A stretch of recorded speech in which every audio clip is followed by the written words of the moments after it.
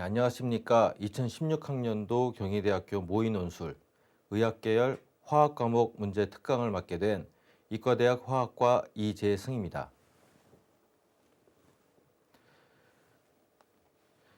이번 2016학년도 경희대학교 의학계열 논술고사, 특히 화학 논제에서는 고등학교 과정에서 학습한 화학 분야의 교과 내용에 대한 이해 정도, 그리고 통합적인 사고 및 활용 능력을 파악하고자 하였으며, 특히 화학 반응의 특성, 산과 염기의 성질, 그리고 산과 염기의 세기, 중화 반응, 그리고 화학 평형과 같이 교과 과정에서 학습한 내용들에 대한 이해 정도, 그리고 실제 상황에 적용하는 활용 능력을 통합적으로 파악하고자 하였습니다.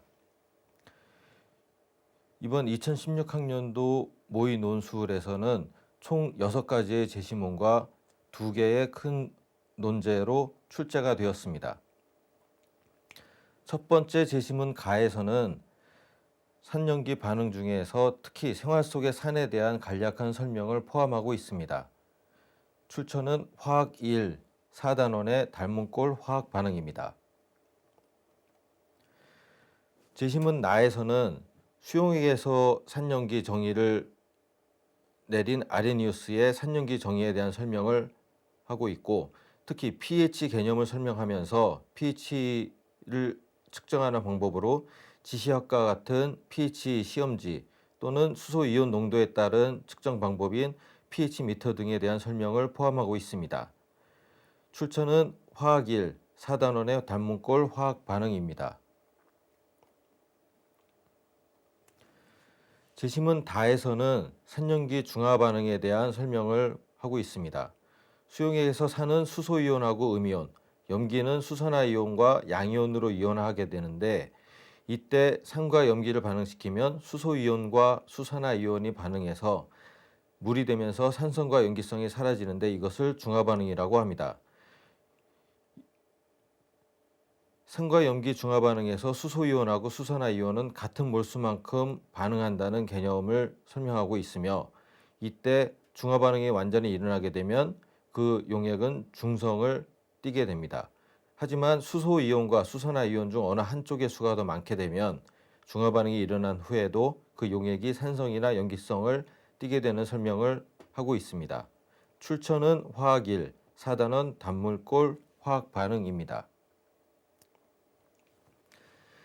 제시문 라에서는 산이나 염기가 종류에 따라서 수용액에서 이온화하는 정도가 다르다는 것을 설명하고 있습니다. 특히 약산이나 약염기는 수용액에서 일부만 이온화하면서 평형을 이루게 됩니다. 아래에 보이는 이 식과 같이 아세트산 같은 경우에는 물에 녹았을 때 일부만 이온화가 되어서 수소이온을 내놓고, 그리고 수소이온을 내놓은 이 상태에서도 다시 다른 수소를 줄 수 있는 물질과 반응을 해서 역반응으로 아세트산으로 돌아갈 수 있는 것을 보여주고 있습니다. 약염기도 역시 마찬가지 특성을 갖게 됩니다. 출처는 화학 2, 3단원 화학 평형입니다. 제시문 마에서는 용액의 농도 개념, 그리고 산과 염기의 중화 적정에 대한 개념을 설명을 하고 있습니다. 일반적으로 화학에서 가장 많이 사용해야 하는 농도는 몰 농도라는 개념을 이용하고 있고, 이와 같은 몰 농도의 개념을 이용해서 앞서 제시문에서 설명한 바와 같이 산염기 적정 반응에서 산의 몰수와 염기의 몰수가 서로 같게 반응을 했을 때를 우리가 중화 적정된 종말점으로 생각을 합니다. 그래서 이 아래에 보이는 이 식과 같은 방식, 이 식을 이용해서 우리가 적정하고자 하는 미지의 시료에 포함되어져 있는 산 또는 염기의 농도를 알아낼 수가 있습니다. 이렇게 중화 반응과 지시학을 써서 산이나 염기의 미지 농도를 알아내는 것을 중화 적정이라 하고, 중화 적정에서 가해준 산 또는 염기의 부피에 따른 pH의 변화를 나타낸 곡선을 적정 곡선이라고 합니다.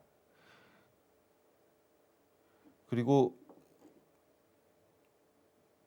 이때 가해진 수산화이온의 몰수와 OH- 수산화이온의 몰수가 서로 같아지는 경우를 중화점이라고 하며, 실제 지시학의 색깔 변화로 찾은 중화점을 종말점이라고 하는 것을 설명하고 있습니다. 출처는 화학 2, 3단원 화학 평형입니다. 제시문 바에서는 중화 적정 실험을 하는데 필요한 지시약에 대한 설명을 하고 있습니다. 중화 적정에서 사용되어지는 지시약은 아무 것이나 다 사용할 수 있는 것이 아니라 그 지시약의 변색 범위가 그 종말점과 일치되는 지시약을 선정을 해야 하고, 그래서 각 산과 염기의 중화 적정에 대한 반응과 지시약의 변색 범위에 대한 그런 정보를 통해서 각각의 중화 적정에 필요한 지시약을 선정할 수 있는 그런 능력을 평가하고자 하였습니다. 출처는 화학 2, 3단원 화학 평형입니다. 첫 번째 논제는 아세트산을 적정하려고 하는 그런 조건을 제시를 하고 있습니다. 식초에는 그 신맛을 느끼게 해주는 주성분으로 아세트산이 포함되어 있고, 이 아세트산은 약산으로 분류가 됩니다. 근데 사용되어 수 있는 시약이 약염기인 암모니아수와 강산인 황산분일 경우에 이때의 중화 적정에 대한 문제를 출제하였습니다. 첫 번째 딸린 문제는 이 식초를 암모니아수로 적정할 때의 그 적정 곡선을 예상해서 그리라는 문제입니다. 강염기나 강산이나 강염기가 포함된 중화 반응의 적정 곡선은 그 pH가 급격하게 변하는 구간이 관찰되어질 수 있기 때문에 그 종말점이나 중화점을 상대적으로 쉽게 찾아낼 수가 있지만, 약산이나 약염기는 부분적인 이온화가 일어나면서 평형을 이루고 있기 때문에, 평형을 이룬 상태에서 이 반응이 진행되기 때문에 이 그림에서 보이는 바와 같이 완만한 기울기를 그리는 그런 적정 곡선을 보이게 됩니다. 두 번째 딸린 문제는 이 약염기인 암모니아수로는 약산인 식초에 포함되어져 있는 약산인 아세트산의 정확한 농도를 알아내기가 어려운데 그 이유를 설명하라는 문제입니다. 앞서 첫 번째 문제에서 그린 이와 같은 적정 곡선에서 이 기울기가 완만하다는 것은 pH 변화가 굉장히 느리게 일어난다는 의미입니다. 왜냐하면 앞서 설명한 바와 같이 약산과 약염기의 중화 반응은 반응이 한쪽으로 치우치지 않는 평형 상태에서의 반응이 진행되기 때문에 pH 변화가 완만하게 일어나고 급격한 pH 변화를 알아낼 수가 없기 때문에 상대적으로 중화점을 찾기가 쉽지 않아서 식초에 포함된 아세트산의 정확한 농도는 알아내기가 어렵게 됩니다. 세 번째 딸린 문제는 다른 시약을 사용할 수 없는 현재 상황에서 황산을 우리가 이용할 수 있기 때문에 약염기를 강산으로 적정할 경우에 pH의 급격한 변화가 일어날 수 있는 그런 구간을 관찰되어질 수가 있다는 점에 착안을 해서 식초에 암모니아수를 과량을 집어넣고, 그래서 식초에 포함되어있는 아세트산과 암모니아수를 모두 반응이 됐다는 전제 조건 하에 과량의 남아있는 암모니아를 황산으로 적정을 하게 되면 중화점을 찾기가 훨씬 용이해지는 그런 장점을 이용하고자 하였습니다. 이렇게 해서 알아내어진 과량의 암모니아의 양을 알게 되면 전체 넣어준 암모니아의 양으로부터 과량의 황산으로 적정되어진 암모니아의 양을 빼어주게 되면 아세트산과 반응한 암모니아의 양을 알게 되고, 따라서 아세트산의 정확한 농도를 알아낼 수 있다는 점에 착안을 하였습니다. 하지만 이 중화 적정 반응 가운데에서 모두 암모니아수와 반응을 한 아세트산은 아세테이트 이온이 발생을 하게 되는데, 이 아세테이트 이온은 약산의 짝염기이기 때문에 강염기가 되고, 따라서 이 아세테이트 이온도 황산과 반응을 해서 중화 반응에 참여를 하기 때문에 역시 이 방법을 통해서도 정확한 아세트산의 양을 알아내기는 어려운 것을 설명하면 되는 문제입니다. 두 번째 논제는 약산인 아세트산과 강산인 염산을 강염기인 수산화나트륨 수용액으로 적정하는 문제입니다.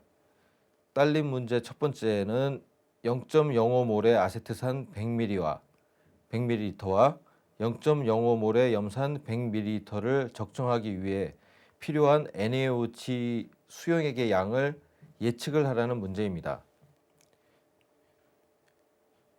이것은 제시문에서 제시되어진 그 식을 이용해서 쉽게 계산할 수가 있는데, 제시문에서 주어진 이 식에서 이 N은 사용되어지는 그 수소이온 또는 수산화이온의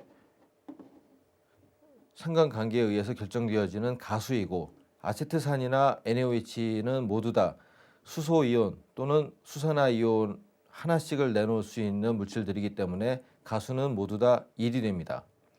그리고 주어진 아세트산의 농도는 0.05몰이고 아세트산의 부피는 100ml이기 때문에 100ml이고 NaOH 수용액의 농도는 0.2몰로 주어져 있기 때문에 미지의 수는 가해진 NaOH의 부피 요 하나밖에 없기 때문에 이 식을 정리하면 이렇게 되어지고, 따라서 요 X는 이 식을 간략하게 정리를 하게 되면 25ml라는 값을 쉽게 얻을 수가 있습니다.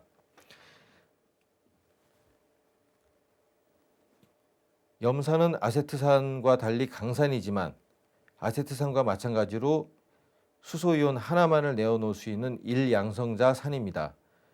염산의 농도와 아세트산의 농도가 동일하기 때문에 동일한 이 식을 이용하게 되면 동일한 계산식을 얻게 되고, 따라서 이 결과 마찬가지로 염산 적정을 위해서 필요한 NaOH 수용액의 부피는 25ml가 됩니다. 두 번째 딸린 문제는 이 아세트산과 염산을 NaOH 수용액으로 적정할 때의 적정 곡선을 각각 그리고 이 두 곡선의 차이점과 그 이유를 설명하라는 문제입니다. 이 그림에서 보시는 바와 같이 아세트산은 약산이고 염산은 강산입니다. 따라서 그 시작점이 아세트산이 염산보다 높은 pH의 지점부터 시작을 하게 되고, 염산은 보다 낮은 pH에서부터 그 적정 반응이 중화 반응이 시작되게 됩니다. 그리고 반응이 모두 다 끝나고 나서는 과량의 NaOH 수용액이 가해지기 때문에 이때의 당량점을 지나서의 pH는 두 용액이 모두 다 동일하게 염기성 수용액을 띠게 됩니다.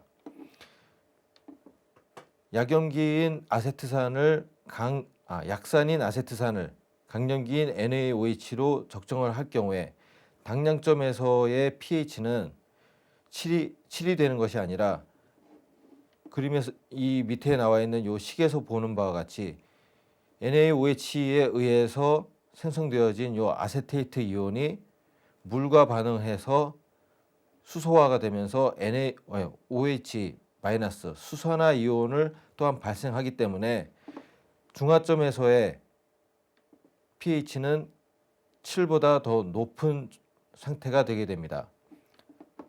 하지만 염산과 NaOH는 강산과 강염기의 중화 적정 반응이기 때문에 중화점에서는 이 수소 이온과 수산화 이온이 모두 다 같은 몰수로 반응을 하기 때문에 중화점에서의 pH는 7의 값 근처를 갖게 됩니다. 따라서 이 그림을 그릴 때 pH가 급격하게 변화되는 이 구간들이 명확하게 표시가 되어야 되고, 중화 적정의 그 시작점이 염산이 보다 낮은 pH로부터 시작되고 아세트산이 보다 높은 pH로부터 시작되어야 하며, 이 그 당량점의 pH는 아세트산인 경우에는 pH 7보다 더 높은 지점에 명확하게 표시가 되어야 하며, 염산인 경우에는 pH 한 7 근처 정도의 그 중화 적정점이 표시가 되어야 합니다. 따라서 이 두 곡선의 차이점은 왼쪽에 적혀져 있듯이 염산과 같은 강산과 NaOH와 같은 강염기가 중화 반응을 하는 경우에는 산과 염기가 당량비로 반응해서 중화점이 pH 7 근처에서 관찰되나, 아세트산과 같이 약산이 강염기인 NaOH와 중화 반응을 하는 경우에는 산과 염기가 당량비로 반응 후 생성된 아세테이트 이온이 아래의 반응식과 같이 다시 물과 반응해서 염기성 용액이 되기 때문에 중화점은 pH 7보다 더 높은 지점에서 관찰되게 되는 것을 설명을 하면 되겠습니다. 세 번째 딸린 문제는 이에서 그린 각각의 적정 곡선을 고려하여 각 용액에 적합한 지시약을 고르라는 문제입니다. 앞서 딸린 문제 2에서 그린 요 적정 곡선 두 개를 각각의 지시약의 그 변색 범위와 비교를 해보게 되면 요 아세트산 같은 경우에는 pH가 높은 지점부터 시작이 되기 때문에 메틸레드의 변색 범위는 요 적정 곡선 구간을 거의 벗어나게 됩니다. 또한 브로모 티몰 블루 같은 경우에도 요 변색 범위가 pH가 급격하게 변화가 되는 요 구간에 완전히 포함이 되지 않기 때문에 지시약으로 사용되어지기가 어렵습니다. 따라서 요 변색 범위가 요 pH가 급격하게 변화되어지는 요 구간에 모두 다 포함되는 페놀프탈레인만이 지시약으로 사용되어질 수가 있습니다. 반면에 강산인 염산과 강염기인 NaOH가 적정을 하게 되는 경우에는 이 pH가 급격하게 변화되는 요 구간이 굉장히 넓어서 이 세 가지 종류의 지시약의 변색 범위가 모두 요 변색 범위 안에 포함되어지기 때문에 이 세 가지 지시약 모두가 요 염산과 NaOH 수용액의 중화 적정 실험의 지시약으로 사용되어질 수가 있는 것을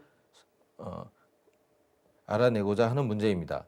따라서 아세트산을 적정하는 경우에는 페놀프탈레인만이 지시약으로 사용되어질 수가 있고 염산을 중화 적정하는 경우에는 메틸레드, 브로모티몰 블루, 페놀프탈레인 세 가지 지시약이 모두 다 지시약으로 사용되어질 수가 있습니다.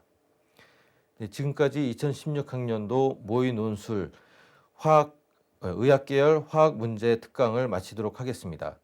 예, 감사합니다.